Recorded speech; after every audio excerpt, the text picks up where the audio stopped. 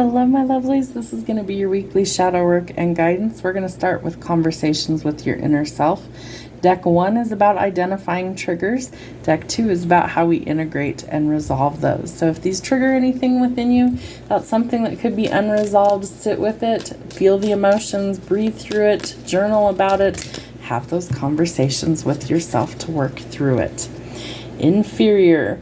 In what areas of your life do you feel below or inferior to others? Oh, get in there. Parental influence. What parts of your parents or guardians do you notice reflected in yourself? What traits, both good and bad, are you inheriting from them? Jealousy. What are you jealous of? What desires lie behind your jealousy? And how often do you feel jealousy? Loneliness. When do you feel lonely? So some conversations that you can have with yourself. How do we integrate? How do we find the balance this week? What do we need to know for the next 7 days? How do we integrate these feelings and emotions? Decision making. How can understanding your shadow self improve your decision making? Let's get one more of these. Future self. How do you see your future self dealing with your shadow self? So some food for thought with those cards. Let's get into your shadow work. What is being hidden from my collective this week? What do they need to see? We have the 9 of Wands. So you could be feeling a little bit lonely or a little bit guarded. I feel like for some of you, you've had your walls up pretty high for a while, and it might be out of necessity. There might have been a lot of pain and trauma in the past. There could have been a lot of things that did not work out in your favor, and so as a result, maybe somebody has their walls up. Remember that in order to let anybody in, you're eventually going to have to learn slowly to trust again. You're going to have to learn to find balance. You're going to have to learn to be able to let your guard down. My suggestion is always to do it slowly. Allow people in your life slowly. Let them prove to you who they actually are, and you will start to see that you can learn to slowly integrate again. All right. I feel like some of this is self-imposed restriction, but I also think that the Hangman tells us that if we shift our perspective, we can see a solution that maybe we didn't before. So are you able to set yourself free from the things that are holding you back? Are you able to tap into that knowledge that we all can actually access through the spirit realm, through our intuition, through divine guidance, in order to see a solution or a way out where you maybe have been held back? I feel like you think you've missed out on an opportunity. The truth is you have not. You're an infinite being from the universe, which means that you belong to that infinite realm. All things are possible through divine intervention. I love how it's a serpent in this deck. It's a snake. So I can't remember the obelisk or something where it's eating its own tail. There is no beginning and no end with the infinity sign. And if you look at the 8 on its side, it's the infinity symbol. So where you start is not where you will end up. It's a continuous cycle, and it's going to take some work. If it's meant for you, it will circle back around and it will come to you at the right time. So don't lose hope that that's possible. I feel like there's been a lot of things neglected in your life recently. I feel like this is an indication that you aren't meeting your own needs first. I feel like you could be lashing out at others. There could be tempers flaring. There could be infertility issues going on. You're not listening to your intuition. There's a lot of negative emotions coming to the surface.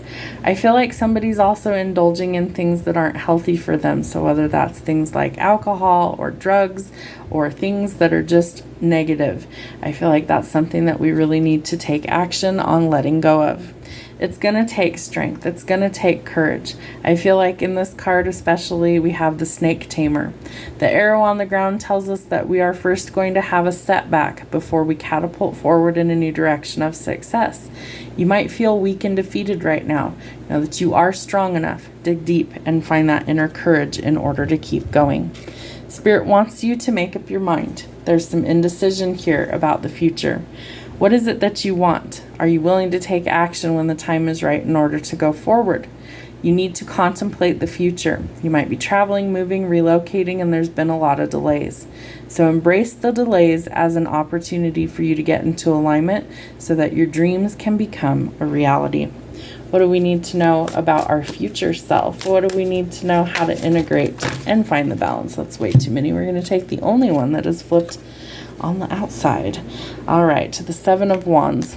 So I feel like there is a lot of contemplation energy going on. I feel like there's a lot of frustrations. I feel like there is this need for things to progress forward, and I feel like unfortunately there's lots of delays. Well, we're in a lot of retrogrades at the time that I'm filming this. I think 6 planets are in retrograde at the current time. So this tells us that the delays are going to prove necessary. You're in a review process. You need to decide if this is really something worth fighting for. Are your boundaries something that you have? Do you need boundaries? Are you willing to draw a line in the sand and stick up for yourself and what it is that you desire? The Chariot tells us forward movement is possible after this very long delay and decision-making process. You're going to be traveling, moving, relocating, but forward progress is possible. So know that you need to plan or set some goals. I love how he's actually got a bow and arrow, and I never realized that before.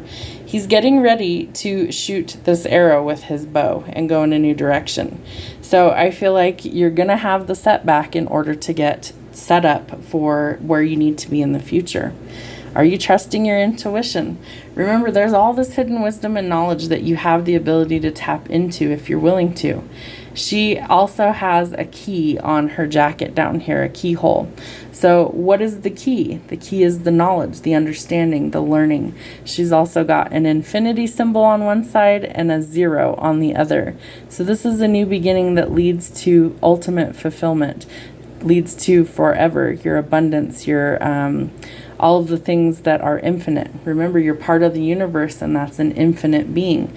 So unlock the things that are stuck by tapping into your intuition and listening to that divine wisdom and guidance. I feel like there's something to do with a moon cycle at the time that you see this as well. That looks like a full moon to me. We did just have a full moon in I always mess this up. I want to say it was in Leo, but it probably wasn't. So anyway, at the time that you see this video, know that moon cycles could also be significant for change. The Hierophant, spiritual learning, guidance. It's funny how the Hierophant and the High Priestess to me are very similar.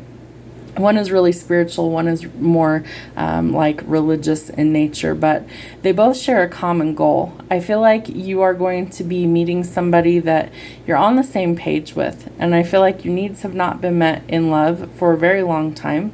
And if you're practicing things like self-love and self-care, you are coming into alignment with a future partner. I feel like this person could desire a strong commitment, marriage, but this is also part of your spiritual journey, is to encounter this person and learn and grow. They might have a different type of knowledge to share with you.